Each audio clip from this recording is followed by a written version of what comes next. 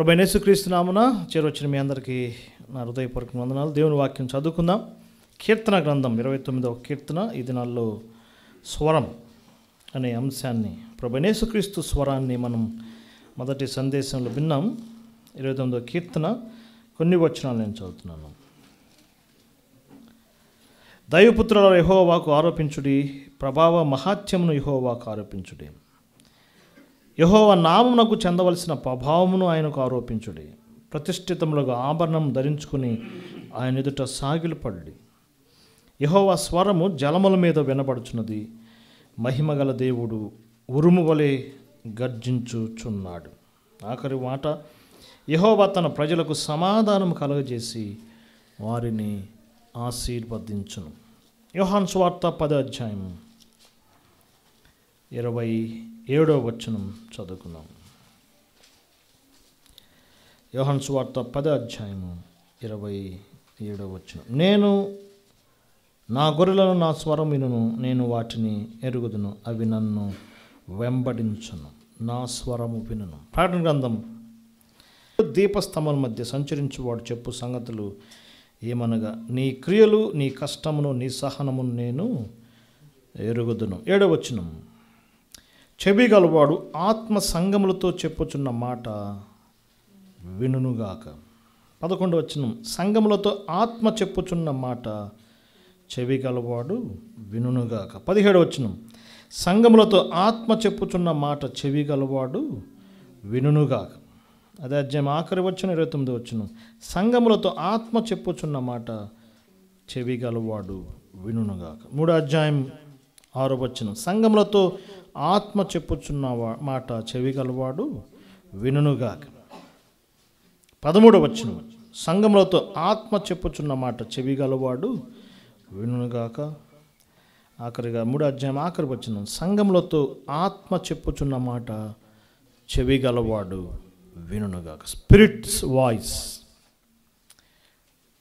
మొదటి సందేశం saviour's voice or son's voice, కుమారుని స్వరం. ఏ విధంగా సువార్తల్లో మనం విన్నాం. కానీ ఈ సమయమందు ఈ సెకండ్ మెసేజ్గా స్పిరిట్స్ వాయిస్, ఆత్మ చెప్పుచున్న మాట. 29వ కీర్తనలో సావరిన్స్ వాయిస్, సర్వశక్తుని యొక్క స్వరం. ఏ విధంగా ఆ స్వరం యొక్క బలం, ప్రభావం, ఆ స్వరం యొక్క ఆశీర్వాదం, ఆ స్వరం యొక్క సమాధానాన్ని మనం 29వ కీర్తనలో చూసాం. నెక్స్ట్ దాంట్లో మనం 29వ కీర్తనలో తండ్రి అయిన దేవుని స్వరం గురించి మనం వింటాం. సృష్టిలో ఆయన యొక్క స్వరం. ఆదికాండం మొదటి 2 అధ్యాయాలు సృష్టిలో ఆయన స్వరం, ఇన్ క్రియేషన్. కానీ సువార్తల్లో మనం తండ్రి స్వరం కాదు, ప్రభువైన యేసుక్రీస్తు యొక్క స్వరాన్ని మనం మత్తయి, మార్కు, లూకా సువార్త, యోహాను సువార్తల్లో యేసు ప్రభు పలికిన అనేకమైన మాటలు అందులో నుంచి క్లుప్తంగా ధ్యానం చేశాం. ఆయన స్వరము సృష్టితో కాదు, కానీ his voice to the crowds, అనేక జన సమూహాలతో, అనేక సందర్భాల్లో కామన్ పీపుల్, సామాన్యులతో యేసు ప్రభు వారు పలికిన మాటల్ని మనం కూర్చుకొని ఎంతైనా మనం ధ్యానించవచ్చు. ఇక అపోస్తల కార్యం నుంచి ప్రకటన గ్రంథం వరకు పత్రికల్లో కూడా తండ్రి స్వరం కాదు, కుమారుని స్వరం కాదు. ఎవరి స్వరం అండి?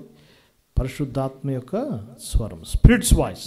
అపోస్తల కార్యం 2వ అధ్యాయంలో పరిశుద్ధాత్ముడు భూమి మీదకి వచ్చింది మొదలుకు నేటి వరకు భూమి మీద మనతో మాట్లాడుతున్నవాడు, మనకు బోధిస్తున్నవాడు ఎవరు చెప్పండి? పరిశుద్ధాత్ముడు. అందుకే యేసుప్రభువు వారు వెళ్ళిపోయిన తర్వాత ఆయన వస్తాడు. 14వ అధ్యాయం. మీతోనూ మీలోనుంటాడు, మీకు బోధిస్తాడు, మీకు సర్వసత్యంలోనికి తీసుకెళ్తాడు. అందుకే అపోస్తల కార్యంలో చాలా సందర్భాల్లో పరిశుద్ధాత్ముడు మాట్లాడిన సందర్భాలు అక్కడక్కడ మనకు కనపడతాయి. 13వ అధ్యాయం, అపోస్తల కార్యం 13వ అధ్యాయం 3వ వచనం. వారు ప్రభువును సేవించుచు ఉపవాసము చేయుచుండగా పరిశుద్ధాత్మ, నేను బర్నబాను సౌలును పిలిచిన పని కొరకు వారిని ప్రత్యేకపరచులని వారితో చెప్పాను. ఎవరు వాయిస్ అండి ఇది? నేరుగా ఎవరు మాట్లాడుతున్నారు? పరిశుద్ధాత్ముడు. అపోస్తల కార్యం పత్రికల్లో ఇంకా చాలా సందర్భాల్లో పరిశుద్ధాత్ముడు మమ్మను వెళ్ళనీయలేదు, పరిశుద్ధాత్ముడు మమ్మను ఆటంకపరిచాడు. 15వ అధ్యాయంలో పరిశుద్ధాత్మకును మాకును తోచుచున్నది. ఇంకొక మాట కూడా మనం చూద్దాం. 5వ అధ్యాయం చూడండి. అపోస్తల కార్యం గ్రంథం 5వ అధ్యాయం 5వ అధ్యాయం 32 వచనం. మేమును దేవుడుకు తమ విధేయులను అనుకుని పరిశుద్ధాత్మయు ఈ సంగతులకు సాక్షులమయం. The voice of Holy Spirit. తండ్రి స్వరం సృష్టిలో, క్రియేషన్. కుమారుని స్వరం సమూహాలకు, క్రౌడ్స్. కానీ పరిశుద్ధాత్మ స్వరం ఫర్ ద చర్చెస్, సంఘాలతో ఆత్మ చెప్పుచున్న మాట. ముఖ్యంగా ప్రకటన గ్రంథంలో ఉన్న 7 సంఘాలతో పరిశుద్ధాత్ముడు పలికి ఆయన యొక్క స్వరం మాట్లాడింది ప్రభువారే. కానీ ఆ స్వరాన్ని మనకు వినిపింపజేసేవాడు ఎవరు చెప్పండి? పరిశుద్ధాత్ముడు. అందుకే 7 సార్లు ఆత్మ చెప్పుచున్న మాట చెవిగలవాడు వినునుగా. సంఘములో మాట్లాడుతున్నవాడు ఎవరు చెప్పండి? పరిశుద్ధాత్ముడు. ప్రకటన గ్రంథంలో ఉన్న ఈ 7 సంఘాలతో పరిశుద్ధాత్ముడిచ్చే 7 రకాలైన స్వరాలు మనం విందాం. ఇది పర్టికులర్గా సంఘము గురించే కాకుండా సంఘంలో ఉన్న వ్యక్తిగతమైన ప్రతి విశ్వాసికి. 7 సంఘాలకు పత్రికలు రాయబడ్డాయి, మనకు తెలిసిందే. ఎఫెసీ సంఘం, స్ముర్నా సంఘం, పెర్గమ సంఘం, తుయతైరా సంఘం, సార్దిస్ సంఘం, ఫిలడెల్ఫియా సంఘము మరియు లవోదికియా సంఘం. టర్కీ దేశంలో ఉన్న చిన్న పట్టణాలు, ఆ దినాల్లో వాటిని ఆసియా మైనర్ అంటారు. ప్రభువు తన యొక్క దాసుడైన యోహాను ద్వారా ఈ చివరి పుస్తకం ప్రకటన గ్రంథాన్ని మనకు అనుగ్రహించాడు. ఆనాడు అపోస్తలుడైన పౌలు 7 సంఘాలకు పత్రికలు రాశాడు, మనకు తెలిసినే కదా. రోమా, కొరింథీ, గలతీ, ఎఫెసీ, ఫిలిప్పీ, కొలస్సై, తెస్సలోనిక. 7 సంఘాలకి అపోస్తలుడైన పౌలు డైరెక్ట్ లెటర్స్ రాశాడు. కానీ ఇవి ప్రభు దగ్గర నుంచి వచ్చిన ఉత్తరాలు, 7 సంఘాలకు ఇవ్వబడిన ఉత్తరాలు. ఈ ప్రకటన గ్రంథంలో రాయబడిన ఈ 7 సంఘాలు పర్టికులర్గా కొన్ని పేర్లు తీసుకొని రాయబడ్డాయి. ఆ యొక్క పత్రిక రాసేటప్పుడు ఆ టైంలో ఉన్న ఆ సంఘంలో ఉన్న పరిస్థితులకు అనుగుణంగా ఆ పత్రిక రాయబడింది. ఎఫెసీ సంఘంలో కొన్ని పరిస్థితులు ఉన్నాయి, లవోదిక సంఘంలో కొన్ని పరిస్థితులు ఉన్నాయి, ఒక్కొక్క సంఘంలో ఒక్కొక్క పరిస్థితులు ఉన్నాయి. ఆ పరిస్థితులను బట్టి లోకల్గా రాయబడింది, అది వాస్తవమే. కానీ ఈ 7 సంఘాలు ప్రకటన గ్రంథంలో పెట్టడం వలన వాటికి ప్రవచనాత్మకత వచ్చింది. ప్రవచనాత్మకత అంటే దేవుడే ముందుగా చరిత్రలో జరగబోయే వాటిని మనకు ముందుగా చూపిస్తున్నాడు. సో 7 సంఘాలు 7 సంఘ కాలాలు తెలియజేస్తున్నాయి. భక్తులు ఎక్కువగా ఈ యొక్క 7 సంఘాలను ఈ విధంగానే వివరిస్తున్నారు. వాచ్మ్యాన్ నీ అనే గొప్ప దైవజనుడు ఆర్థోడాక్సీ ఆఫ్ చర్చ్ అనే ఒక అద్భుతమైన పుస్తకం రాశాడు. అందులో 7 సంఘాల మీద చాలా అంశాలు చరిత్రతో ముడిపెట్టి రాశాడు. మొట్టమొదటిది ఎఫెసు సంఘం.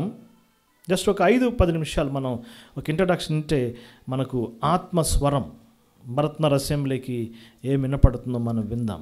ఒకటే, ఆత్మ చెప్పు మాటలు చెవిగలవాడు ఏం చేయాలండి? వినాల్సిందే. వింటేనే ధన్యతలు. ప్రకటన గ్రంథంలో సిరీస్ ఆఫ్ బియాటిట్యూడ్స్, ధన్యతల యొక్క సమాహారం ఉంటుంది. అవి అనుభవించాలంటే ఆత్మస్వరాన్ని మనం వినాల్సిందే. ఎఫెసు సంఘం అపోస్తులు చనిపోయిన తర్వాత, అపోస్తులకి ఎరా అయిపోయిన తర్వాత, అపోస్తులు లాస్ట్ అపోజల్ యోహాను మరణం అయిపోయిన తర్వాత సంఘ పరిస్థితి ఎలాగుంది అనేది క్రీస్తు శకం దాదాపుగా 100 నుంచి 200 వరకు ఉన్న ఆ షార్ట్ పీరియడ్ సంఘం ఎట్లాగుందో ఒక ప్రవచనంగా ఇది చెప్పబడింది, ప్రొఫెటిక్ హిస్టరీగా చెప్పబడింది. నెక్స్ట్ 2వ సంఘం స్ముర్నా సంఘం. క్రీస్తు శకం 200 నుంచి 350 వరకు ఆనాడున్న సార్వత్రిక సంఘం ఏ విధమైన శ్రమలు పొందింది, ఏ విధమైన కష్టాలు పొందింది అనేది ఆ చిన్న తక్కువ వచనాలు దానికి మనం చూస్తున్నాము. ఆ కొద్ది వచనాల్లో అప్పటి సంఘం గురించి రాయబడింది. అది సెకండ్ చర్చ్. ఏ సంఘం అన్నది? స్ముర్నా సంఘం. 3వది పెర్గమ సంఘం. క్రీస్తు శకం 350 నుంచి దాదాపుగా 600 వరకు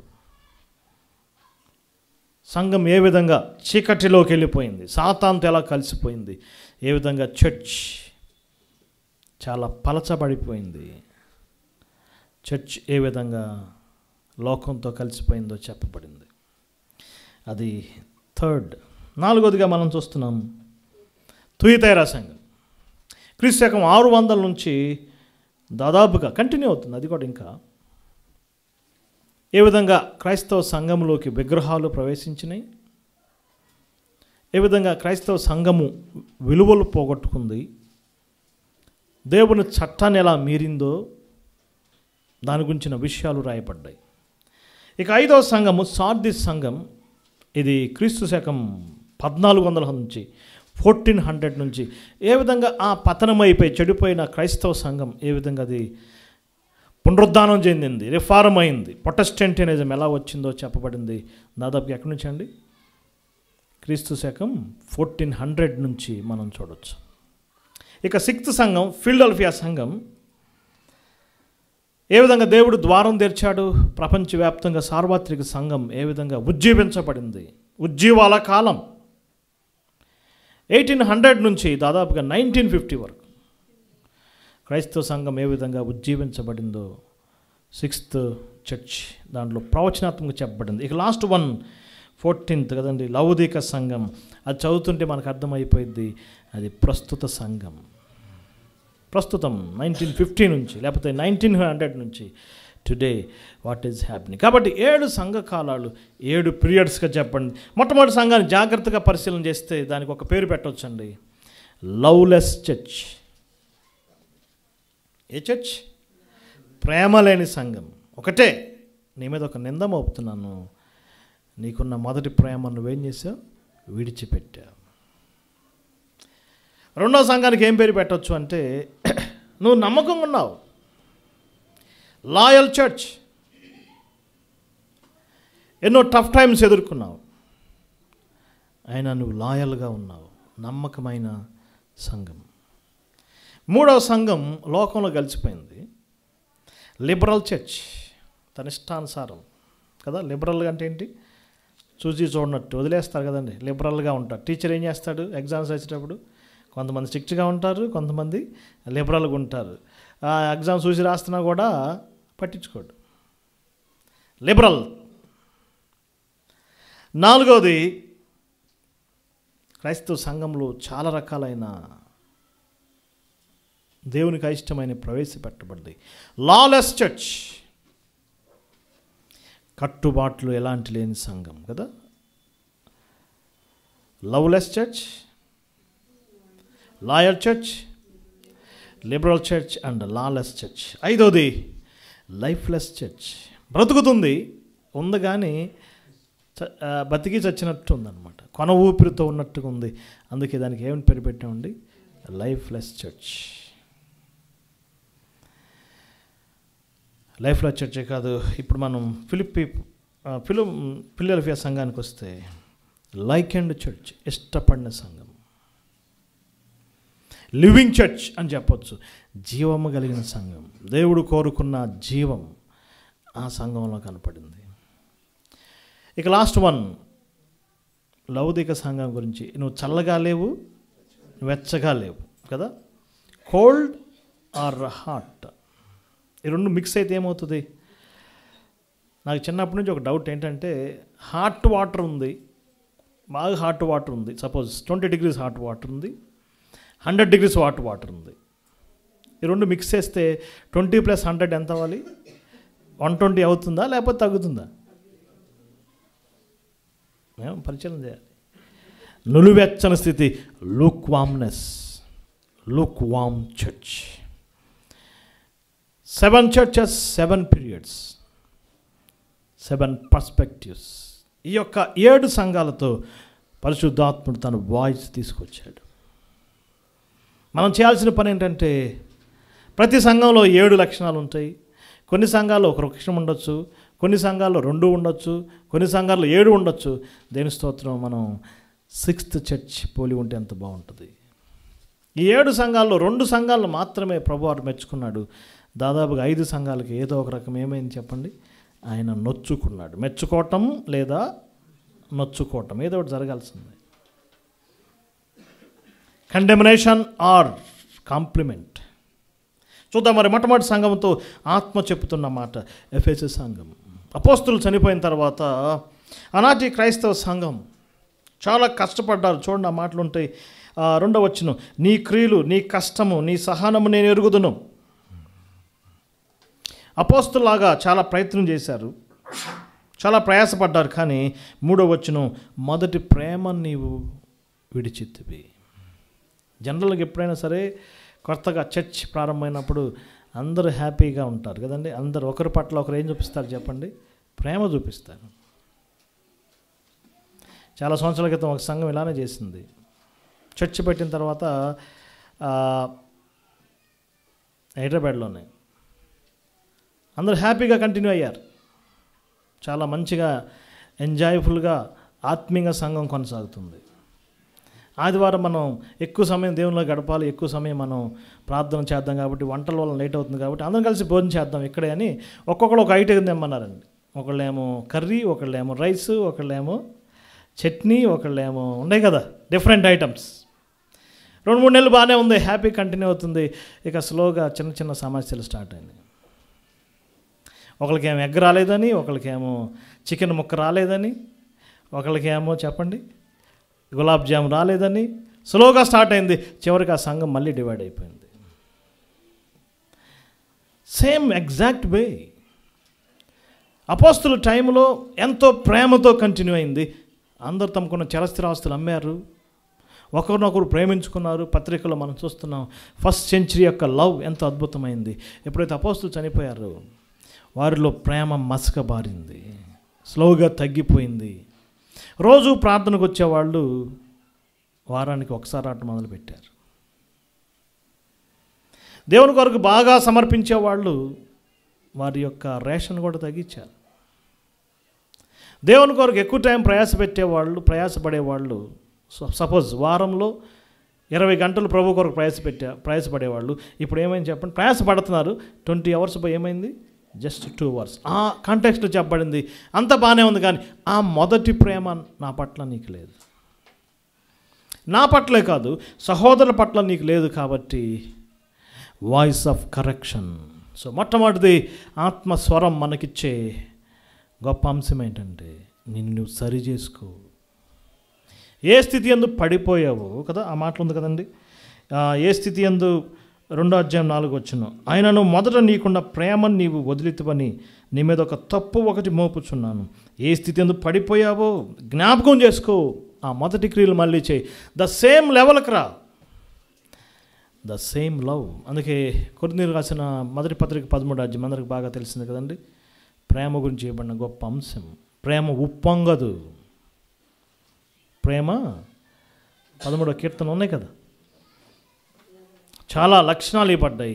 మరలా మనం బ్యాక్ టు ద రూట్స్. ఇదొక సామాన్యమైన ప్రిన్సిపల్.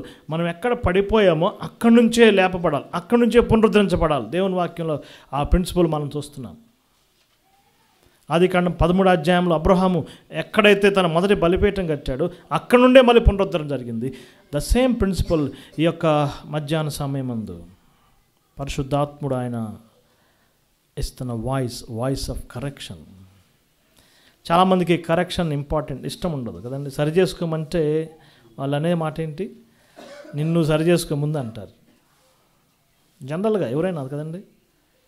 ఒకప్పుడు పెద్దవాళ్ళు ఎవరైనా చెప్తే సరి చేసుకోవడానికి ఇష్టపడేవాళ్ళం, కానీ ఇప్పుడు పరిస్థితి ఏంటి? సరి చేసుకోమంటే ముందు మీరు సరి చేసుకోండి అంటారు. ఆత్మ చెప్తుంది అలా కోసం కాదు. అందుకే ప్రతి సంఘంతో చివరి మాట ఆత్మ చెప్పు మాట, సంఘములతో చెప్పుచున్న మాట చెవిగలవాడు ఏం చేయాలండి? వినుగా. Dear brothers, I don't know మన ఏ విషయంలో ప్రేమ తగ్గిందో ప్రభు పట్ల. ఆరంభంలో ఆయన కొరకు ఎక్కువ సమయం గంటలు చదివేవాళ్ళం. ఈ మధ్య ఒక ప్రాంతానికి వాక్యం చెప్పడానికి వెళ్ళాను. అక్కడున్న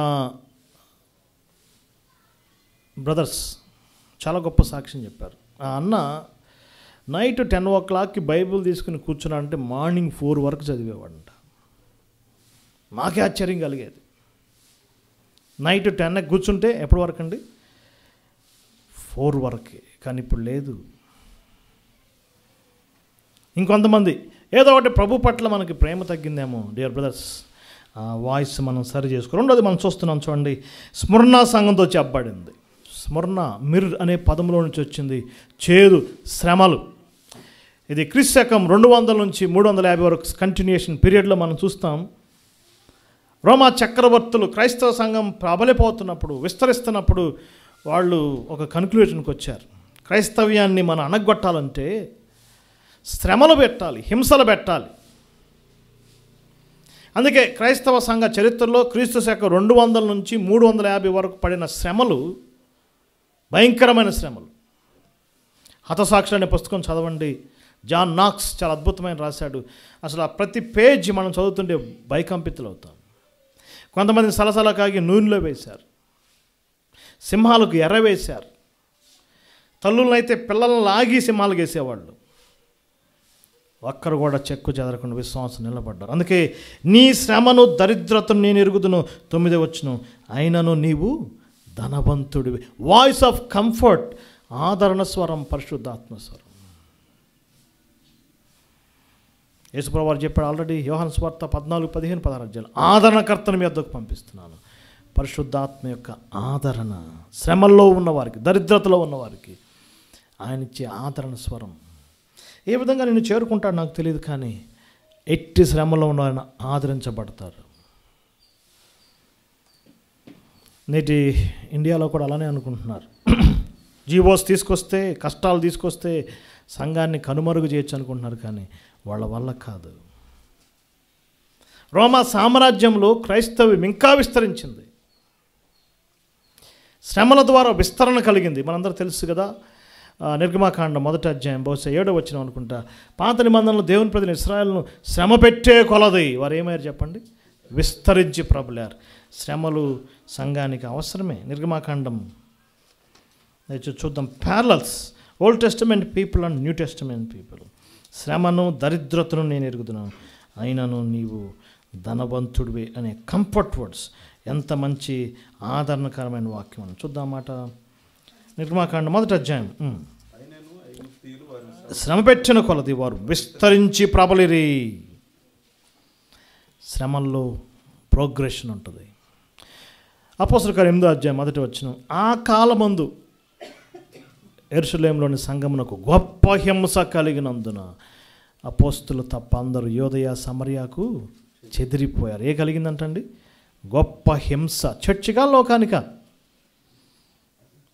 సంఘానికా లోకానిక హింసలు? సంఘానికే. 9:31 చదవండి. యోదయ గలిలయ సమరయలో సంఘము విస్తరించింది. శ్రమల యొక్క ఫలితం సంఘం విస్తరిస్తుంది. ఆధ్యాత్మిక జీవితంలో, విశ్వాస జీవితంలో కూడా శ్రమల ద్వారా విస్తరణే కలిగింది. 2 దినాల క్రితం ఒక సహోదరుని కలుసుకోవటం జరిగింది. మేమేం మాట్లాడలేదు, కానీ అతనే తన సాక్ష్యాన్ని మాతో పంచుకున్నాడు. మాది చాలా పేద కుటుంబం అన్న, చాలా పేద కుటుంబం. ఎంత పేద కుటుంబం అంటే చాలా కష్టం. పల్లెటూరుకు చెందిన వాళ్ళని. మేము ఒక హైందవ గృహానికి చెందిన వాళ్ళం. ఇంటర్మీడియట్ చదువుతుంటే మా ఫ్రెండ్ ఇక్కడ కోటాలు జరుగుతున్నాయి, 3 రోజులు సభలు ఉంటాయి, నైట్ మంచి భోజనం పెడతారు, కనీసం అన్నం తినడానికన్నా రమ్మని రిక్వెస్ట్ చేసేవాడు. ఫస్ట్ డే వెళ్ళలేదు, సెకండ్ డే వెళ్ళలేదు, థర్డ్ డే వెళ్ళాను. థర్డ్ డే వెళ్ళినప్పుడు ఒక సేవకుడు సువార్త ప్రకటించాడు. యేసు ప్రభు గురించి ఫస్ట్ టైం నేను విన్నాను. ఆయన మంచివాడంట, మేలు చేశాడంట, ఆయన చేసిన అద్భుతాల గురించి నేను విన్నాను, నేను నేర్చుకున్నాను. ఆ రాత్రి నాకేం జరిగిందో నాకు తెలియదన్నా. నా మనసంతా ప్రశాంతం అయిపోయింది, నా భారం తీరిపోయినట్టయింది. నేను యేసు ప్రభుని ఆ రాత్రి యాక్సెప్ట్ చేశాను. నైట్ నిద్ర పట్టలేదు. ఉదయకాలం సేవకుడిని వెళ్ళి కలుసుకున్నాను. నాకు వాక్యం చెప్పిన కలుసుకుంటే ఆయన అన్నాడు, అవును దేవుడు నీతో మాట్లాడాడు, నువ్వు రక్షించబడ్డావు, నీ ఎక్స్పీరియన్స్ చెప్తుంది. That is my first experience. 2 నెలలు అయిన తర్వాత మా ఊరికి వెళ్ళాను. అప్పుడు మా అమ్మ ఉల్లిపాయలకు వస్తుంది. ఏం వస్తుందండి? ఉల్లిపాయలకు వస్తుంది. నా బ్యాగ్ పక్కన పెట్టాను. అమ్మ నీకు ఒక విషయం చెప్పాలన్నాను. యేసు ప్రభు, ఆయన గురించి నీకు చెప్పాలమ్మా. ఆయన మంచివాడు, ఆయన అద్భుతాలు చేశాడు, సూచక్రియలు చేశాడు, నేను ఆయన నమ్ముకున్నానమ్మా అని చెబితే ఆ ఉల్లిపాయలకు వస్తానే ఉంది. ఆ పాపురా నాకు చెప్పాక, మీ నాన్న వస్తాడు, మీ నాన్నకు చెప్పురా అందంట. వాళ్ళ నాన్న వచ్చాడు. ఇదిగో వచ్చాడు మీ వాడు. ఏసంట తీసుకొచ్చాడు, మతం ఎక్కిచ్చారు, మందు ఎక్కిచ్చారు, మొత్తం మందు ఎక్కిచ్చారు. వీడికి తల్ల బాదుకున్నారు పేరెంట్స్ ఇద్దరు. రూములో పెట్టి మా నాన్న ఇష్టం వచ్చినట్టు కొట్టాడన్న. కట్టెతో కొట్టాడు, తలుపేసి కొట్టాడు. ఆ రోజు సాయంకాలం నేను తప్పించుకొని మళ్ళీ ఏ సంఘం అయితే నన్ను రక్షణలోకి నడిపించిందో ఆ సంఘంలోకి వచ్చాను నేను. ఆ సంఘం నన్ను ఆదరించింది.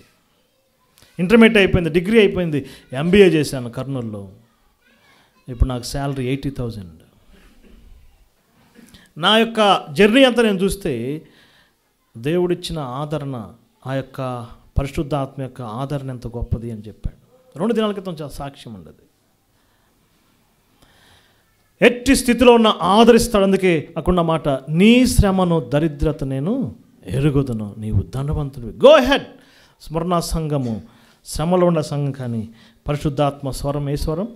ఆదరణ స్వరం. Voice of correction to Ephesus and voice of comfort to the church of స్మరణ, థర్డ్ చర్చ్.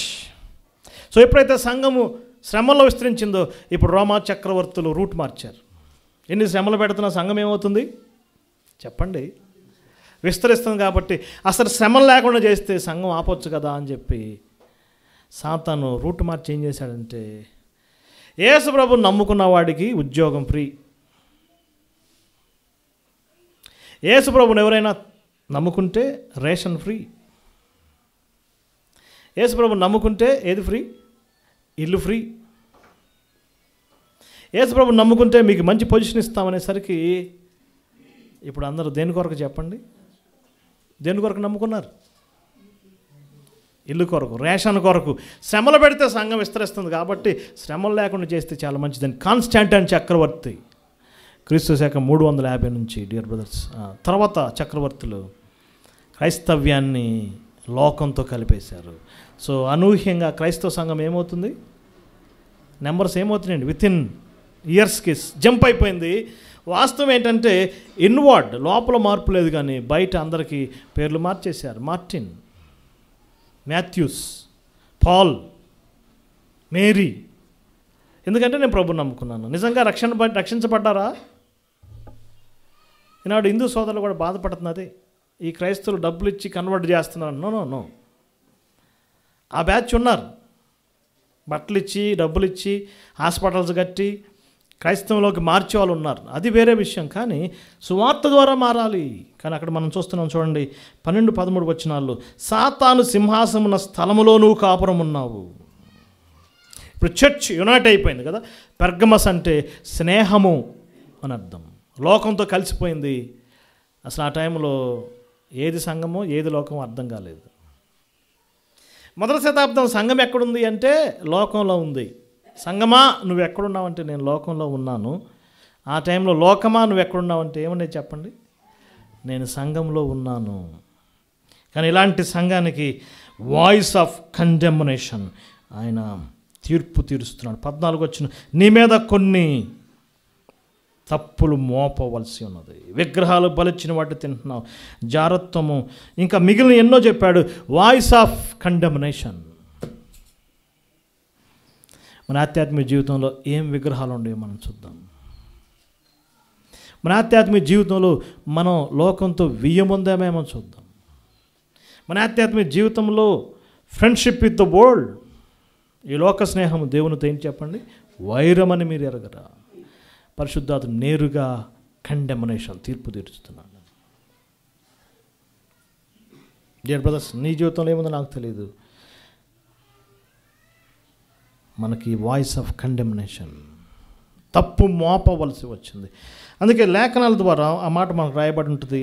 తిమోతికి రాసిన మొదటి పత్రిక 3:16, ప్రతి లేఖనం ఉపదేశించుటకును, ఖండించుటకును, తప్పు దిద్దుటకును, నీతి యందు శిక్ష చేయుటకును ప్రయోజనకరమైంది. వాక్యాన్ని తీసుకొస్తున్నాడు, సందేశం తీసుకురావడం ద్వారా, ఒక దైవజనుని పంపించడం ద్వారా, ఒక సహోదరుని పంపించడం ద్వారా, ఒక సంఘ పెద్దను పంపించడం ద్వారా నీలో ఉన్న కరెక్షన్ ఈజ్ రెడీ. మనలో ఉన్న తప్పులు చూపిస్తున్నప్పుడు, మనలో ఉన్న విగ్రహాలు, అయిష్టమైన కార్యాలు, పాత నిబంధనలో ఉన్న ఎగ్జాంపుల్ చెప్పాడు. బిలాము గురించి ఆ విధంగా ఏ విధంగా అనాటి ఇశ్రాయేలు ప్రజలు రాలిపోయారో ఆ ప్రమాదంలో పడకుండాలంటే వాయిస్ ఆఫ్ కండెమ్నేషన్, తీర్పు స్వరాన్ని మనం వినాలి. ఈ రోజుల్లో తీర్పు గురించి ఎవరు వింటున్నారు చెప్పండి? తీర్పు తీరుస్తుంటే, తీర్పు చెప్పే బోధకులు ఉంటే, ఎవరైనా కండెమ్ చేస్తుంటే ఆ సంఘాన్ని మానుకునే వాళ్ళు ఎక్కువైపోయారు. జనరల్గా ఏం జరుగుతుంది మనకు తెలిసిందే కదా. కాబట్టి నేటి బోధకులు ఏం చేశారంటే అసలు తీర్పు తీర్చడం మానేశారు. కండెమ్నేషన్, తప్పులు చూపించడం మానేశారు. కంప్లీట్గా ఒక లెసన్ ఎలాంటిది తెలుసండి? ఈనాడు ఉన్న ట్రెండ్ ఏంటంటే సైకాలజీ బోధిస్తున్నారు. ఏం బోధిస్తున్నారు? సైకాలజీ. నీ కుటుంబంలో ఆనందంగా ఉండాలంటే, నీ పిల్లలతో ఆనందంగా ఉండాలంటే, నీ జ్ఞానం వెలిగించాలంటే సైకాలజీ జోడించారు. ఇది సైకలాజికల్ గాస్పెల్ చెప్తున్నారు. కానీ పరిశుద్ధాత్ముడు స్పిరిచువల్ కండెమ్నేషన్. ఒక తప్పు మోపవలసింది, మనం సరి చేసుకుందాం. నెక్స్ట్ లోకంతో గడిచి, అందుకే క్రీస్తు శకం 350 నుంచి 600 వరకు దాదాపుగా పేరుగాంచిన క్రైస్తవ భక్తులు చాలా కనుమరుగయ్యారు. చాలా ఫ్యూ చరిత్రలో మనకు కనపడరు. ఇక ఇప్పుడు 4th చర్చ్కి వచ్చాం. తుయతైరా. రోమన్ చక్రవర్తులు, టోటల్ క్రైస్తవ్యం రోమా చక్రవర్తుల చేతుల్లోకి వెళ్ళిపోయింది. లోకంతో ఎప్పుడైతే కలిపేశారో 2 మాటలు యాడ్ చేయబడ్డాయి. క్రిస్టియానిటీ అండ్ కింగ్డమ్ బికేమ్ క్రిసెండమ్ అన్నారు. మళ్ళీ చెప్తానండి, క్రిస్టియానిటీ ప్లస్ కింగ్డమ్. కింగ్డమ్ అంటే రోమా సామ్రాజ్యము. ఆ రోమా సామ్రాజ్య చట్టాలు సంఘంలోకి వచ్చినాయి, క్రిసెండమ్ అయింది. అదే క్యాథలిసిజం అయింది. పోపరీ, పాపల్ చర్చెస్ వచ్చినాయి, విగ్రహాలు. దయచేసి చూడండి 2వ అధ్యాయము 10వ వచనం. స్త్రీల్ని పూజించటం, స్త్రీని ఉండనిచ్చుచున్నావు, విగ్రహాలకు బలిచ్చిన వాటిని తినటము, అనేక రకాలైన విగ్రహాలు క్రైస్తవ ప్రపంచంలో వచ్చినాయి. సెయింట్ పాల్, సెయింట్ జార్జ్, ఆ భక్తుల ఫోటోలు సంఘాల్లోకి వచ్చినాయి. దేవుని పూజిస్తున్నారు చెప్పండి? విగ్రహాలను. మేరీని పూజించటం, యోసేపుని పూజించటం, బాలయేసును పూజించడం, క్రైస్తవ ప్రపంచం విగ్రహాలతో నిండింది. So 4th century period. ఇప్పుడు పరిశుద్ధాత్ముడిచ్చే స్వరం ఏంటంటే వాయిస్ ఆఫ్ క్రిటిసిజం, విమర్శ. ఈ సమయం మనం విమర్శ చేసుకోవాలి. మనమే ఏం చేసుకోవాలి చెప్పండి? విమర్శ చేసుకోవాలి. కొన్ని మొదటి 11వ అధ్యాయంలో బలలో పాలు పొందేటప్పుడు విమర్శ, సేవా జీవితంలో సద్విమర్శ, సప్త విమర్శలు అనే ఒక బుక్ రాయబడింది. యాక్చువల్గా పరిశుద్ధాత్ముడు చాలా క్లియర్గా 4వ సంఘానికి చాలా ఘాటుగా క్రిటిసైజ్ చేస్తున్నాడు. ఆ విమర్శను తీసుకోవాల్సిందే. మనం ఎక్కువగా మెప్పును తీసుకుంటాం, విమర్శను ఏం చేస్తాం చెప్పండి? ఆలకించాం. మెప్పును తగ్గించాలి. విమర్శను మనం తీసుకున్నప్పుడు మన ఆధ్యాత్మిక జీవితంలో ఆత్మ చెవిగలవాడితో చెప్పు సంగతులు వినుగాక. 3వ అధ్యాయంకి వచ్చాం. 5వ సంఘము సార్దిస్. దాదాపుగా 14th century నుంచి ఈ టైం పీరియడ్ మనం చూడవచ్చు. బైబిల్ ప్రింట్ అవటం జాన్ గుటెన్బర్గ్, ఇంకా కొంతమంది దేవుని యొక్క భక్తులను దేవుడు లేపాడు. విక్లిఫ్. బైబిల్ ప్రింట్ అవటం, ఒక్కొక్కరుగా బైబిల్ని చదవటం. మార్టిన్ లూథర్ లేచాడు. అందుకే ఆ 3వ అధ్యాయంలో అర్హులైన కొందరు సంచరించుచున్న 4వ వచనం చూడండి. అర్హులైన కొందరు నీ యొద్ద ఉన్నారు. సమ్ గ్రేట్ పర్సనాలిటీస్ దేవుడు లేపాడు. క్రైస్తవ సంఘాన్ని, ఆ యొక్క విగ్రహాలతో మునిగిపోయిన క్రైస్తవ్యాన్ని రిఫార్మ్ చేశారు. మార్టిన్ లూథర్ గారు సువార్త సత్యాన్ని బయటికి తీసుకొచ్చాడు. జార్జ్ వైట్ఫీల్డ్, జాన్ వెస్లీ, వారు కొన్ని విషయాలు బయటికి తెచ్చారు. చాలా విషయాలు వారు అట్లాని పక్కన పెట్టారు. అందుకే ఒక మాట ఉంటుంది కదా, 3వ వచనంలో ఆ మాట చూడండి. నీ క్రియలు నా ఎదుట సంపూర్ణంగా కనపడలేదు. దేవుడు లేపాడు, కానీ వారు కొన్ని విషయాలు క్లారిటీ లేకపోయారు. క్రైస్తవ సంఘం ఇంకా బ్లర్గానే ఉంది. కానీ దేవుని స్తోత్రం, ఆ భక్తులు లేకపోతే ఈనాడు మనకి ఈ వెలుగు ఉండేది కాదు, ఈ రెవల్యూషన్ ఉండేది కాదు. ఈనాడు చాలామంది ఏమనుకుంటున్నారంటే మా నాయకుడు గొప్పవాడు, ఈయన లేకపోతే ఏం లేదనుకుంటున్నారు. ఈ మధ్య ఒక హెబ్రోన్ సేవకుడు ఏమన్నాడంటే, భక్సింగ్ గారు లేకపోతే ఇండియాలో అసలు దేవుడికే పని లేదన్నాడు. చాలా బాధ పెట్టిందన్నమాట. ఏం లేదంట, భక్సింగ్ గారు లేకపోతే ఇండియాలో దేవునికే పని లేదంట. ఇంకొక ఆయన సతీష్ కుమార్ గారు లేకపోతే హైదరాబాద్లోని మినిస్ట్రీ లేదన్నాడు. ఇవన్నీ కాదు, అంత ముందుకెళ్ళి చూడండి, అర్హులైన కొందరిని దేవుడు లేపాడు, వారిని మేలుకోమంటున్నాడు. చూడండి అక్కడ మాట, కొన్ని విషయాలు చచ్చినవి ఉన్నాయి. నీవు మృతుడివే కదా, పేరుకు జీవం ఉంది కానీ 3:1 వచ్చిన నీవెవరు, మృతుడివే. Voice of commendation, మెచ్చుకుంటున్నాడు.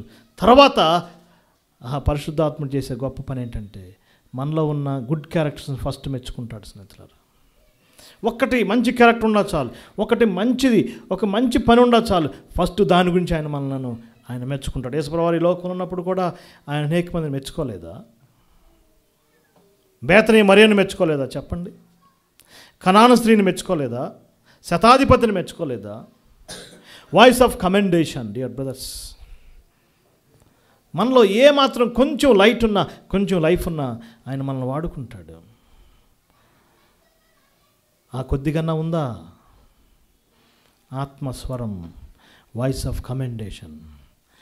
6వదికి వచ్చాం, 7th నుంచి ఫిలడెల్ఫియా సంఘం. క్రైస్తవ ప్రపంచంలో ఒక గొప్ప పీరియడ్ ఇది. 18th century నుంచి Martin Luther, George Whitefield, John Wesley వాళ్ళ కొనసాగింపుగా దేవుడు అనేక మంది భక్తులను లేపాడు. చూడండి ఒకసారి ఆ మాట, 3వ అధ్యాయం. నీకున్న శక్తి కొంచెమైనను నా వాక్యాన్ని నువ్వు గైకొన్నావు కాబట్టి నేను ద్వారం తెరిచాను. 9వ వచనం. నీ క్రియలు నేను ఎరుగుతున్న శక్తి కొంచెం, లిటిల్, కొద్ది మంది మాత్రమే. A small beginning. England, Europe, Plymouth, Dublin, Bristol ఆ యొక్క ప్రదేశాల్లో కొద్ది మంది దేవుడు సామాన్య వ్యక్తులను వాడుకుని ప్రపంచానికి గొప్ప ఉద్యోగం తీసుకొచ్చాడు. చూడండి, నిన్ను కాపాడుతాను 10వ వచనం. ఇదిగో నేను ఒక తలుపు తెరిచాను, ఎవడును దాన్ని ఏం చేయలేడండి, మూయలేడు. Open doors. గొప్ప రివైవల్స్ వచ్చినాయి. జార్జ్ ముల్లర్, జేఎన్ డార్బీ, గొప్ప గొప్ప భక్తులు, ఫిన్నీ, డిఎల్ మూడీ. ప్రపంచానికి దేవుడు ద్వారాలు తెరిచాడు, గొప్ప ఉద్యోగాలు వచ్చినాయి. ఈ సంఘాన్ని ఆయన మెచ్చుకుంటున్నాడు. ఒక్కటి కూడా ఆయన కరెక్షన్ చేసుకోమంటలేదు. వాయిస్ ఆఫ్ కాంప్లిమెంట్స్, అభినందిస్తున్నాడు. పరిశుద్ధాత్ముడు తీర్పు తెచ్చడమే కాదు, పరిశుద్ధాత్ముడు కరెక్షన్ చేయటమే కాదు, ఆయన మనల్ని ఏం చేస్తాడు చెప్పండి, అభినందిస్తాడు. సో 1800 నుంచి దాదాపు 1950 వరకు ప్రపంచవ్యాప్తంగా ఉద్యమాల కాలాలు జరిగినాయండి. జస్ట్ కొద్దిసేపు నిలబడి వాక్యం చెప్తే చాలు, ప్రజలు గజగజ వణికి నమ్ముకునేవాళ్ళు. అందుకే బార్ షాపులు ప్రేయర్ హాల్స్ అయిపోయినాయి. ఒక్క మాట ప్రభు నమ్ముకోండి అంటే కింద పడి ఏడ్చేవాళ్ళు. ఎందుకు? ఏ కాలంలో అవి అంతగా పరిశుద్ధాత్ముడు పనిచేశాడు. ఏ కాలం అది? ఉజ్జీవాల కాలం. Voice of commendation. The same principle dear brothers. మనకున్న శక్తి కొంచెమే, అయినను నా వాక్యాన్ని నువ్వు గైకొన్నావు. చూడండి, ఎందుకు వచ్చినావు? నీకున్న శక్తి కొంచెమైనను నా వాక్యాన్ని గైకొన్నావు. That is the power house. దేవుని వాక్యాన్ని మనం పాటిస్తే చాలు, ఆయన మన కొరకు ద్వారాలు తెరుస్తాడు. ఇక ఇప్పుడు లాస్ట్ చర్చ్కి వచ్చాం, 14th chapter verseలో లౌదిక సంఘం కదా. ఏంటి సంఘం యొక్క పరిస్థితి? 15 వచనం. నువ్వు చల్లగా లేవు, వెచ్చగా లేవు. నీ వెచ్చగానను చల్లగాను నులివెచ్చగా ఉన్న ఎడలా నేనేం చేస్తాను? ఉమ్మి వేస్తాను. నీవు దౌర్భాగ్యుడవు, దిక్కుమాలిన వాడు, దరిద్రుడవు, గుడ్డివాడవు, దిగంబరుడవు.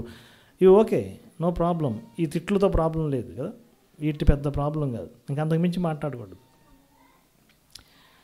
దిక్కుమాలినోడు, దౌర్భాగ్యుడు, వాక్యం ఉంది, కామెంటరీస్ ఉన్నాయి, రకరకాల వీడియోస్ ఉన్నాయి, ఆడియోస్ ఉన్నాయి, కానీ సత్యం లేదు.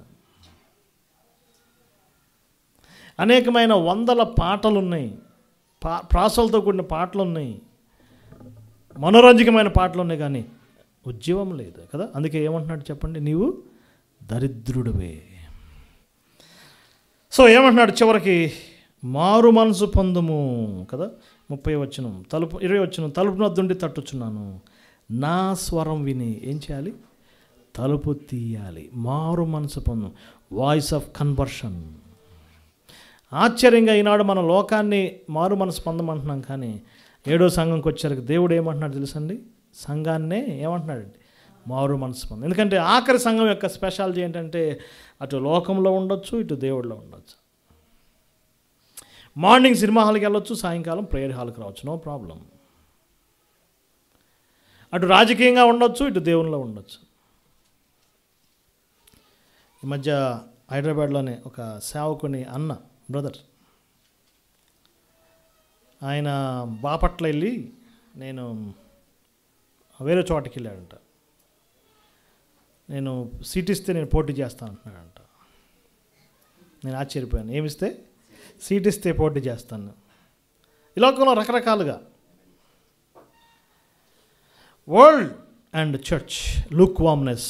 ఇప్పుడు సంఘం వేడైపోతుందా, చల్లబడుతుందా? ఏదో రకంగా ఉండే మంచిది, కానీ ఎలా ఉన్నావు తెలుసా? నువ్వు నిలువెచ్చని స్థితిలో ఉన్నావు. కాబట్టి ఏం చేయాలి? ఇదిగో తలుపు నద్దుండి తట్టుచున్నా, మారు మనసు పొందండి. ఈనాడు మార్పు పొందాల్సిన సంఘమే. లాస్ట్ చర్చ్ యొక్క పరిస్థితులు ఎంత ఘోరంగా ఉన్నాయి. నీవు గుడ్డివాడవు. బైబిల్లో ఆఖరి న్యాయాధిపతి షిలోహులో ఎవరంటే ఏలీ. కళ్ళు కనపడలేదు. ఏలీకి కళ్ళు కనపడలేదు. Last judge. నెక్స్ట్ ఆఖరి న్యాయాధిపతి సంసోన్, న్యాయాధిపతుల గ్రంథంలో. ఆయనకి ఏం తీసేసారు చెప్పండి? కళ్ళు తీసివేశారు. లాస్ట్ కింగ్ సిద్కియా, ఆఖరి రాజు, కళ్ళు తీసేశారు. So last judge, last prince and last prophet, blind.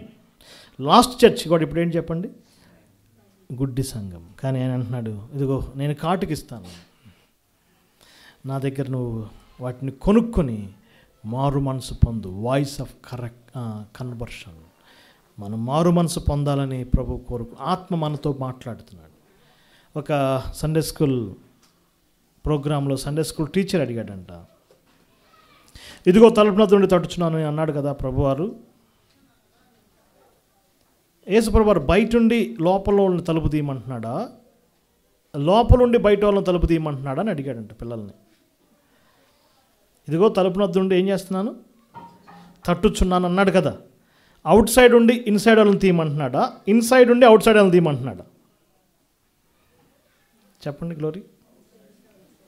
Out side ఉండి యాక్చువల్గా, కానీ సండే స్కూల్ పిల్లవాడు చెప్పాడంట, ఆయన ఇన్సైడ్ ఉండి ఈ సంఘంలో ఉన్న పాలిటిక్స్ నేను భరించలేకపోతున్నాను, ఈ సంఘంలో నుంచి త్వరగా బయటపడాలి కాబట్టి బయట వాళ్ళని తలుపు తీయమని అడుగుతున్నాడని చెప్పాడనమాట. సో లాస్ట్ చర్చ్ యొక్క పరిస్థితి ఏంటంటే ఆయన లోపల ఉండడానికి ప్లేస్ లేకుండా అయిపోయింది. అన్నీ ఉన్నాయి కానీ ఎవరికి ప్లేస్ లేదు చెప్పండి. ఆయన తలుపు తీసినట్లా నేను వస్తాను, మీతో కలిసి ఏం చేస్తాను? భోజనము చేస్తాను. Voice of spirit in 7 churches. Voice of correction, voice of comfort కదా, voice of condemnation, voice of criticism, voice of commendation, voice of compliments and voice of conversion. పరిశుద్ధాత్మ స్వరం విందాం. దేవుడి యొక్క తలంపులు దీవించును గాక.